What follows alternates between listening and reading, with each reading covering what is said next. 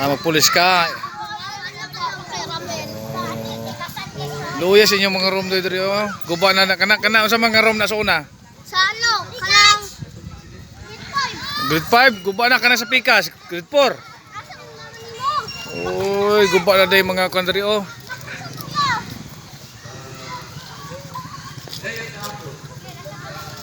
Oh.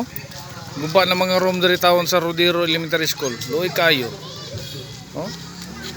Maunta ni mga unahon og tagaag pagtagad sa ato ang panggamanan, sa ato ang mga politiko. Kay luoy kayo. Oh. Pila di na ta magamit ang pila ka room na 1 2 3 4 5 6 7. Pito ka room, di ta mapuslan. 7 tanan? Uy, luoy kayo. Oh, luoy kay mga bata. Ha? Mga taon na ilang room. Dili standard. Zero lang ang kanya.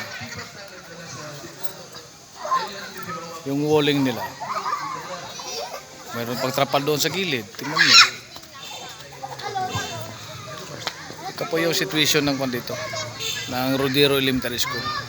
Sana bigyan pansin ng mga namumuno ng ating pamahalaan. Kawawa naman yung mga bata oh. Masaya sila nag-aral pero ang problema wala silang mga classroom. May classroom nga sila pero hindi naman standard. Tingnan nyo nga oh. Kawawa.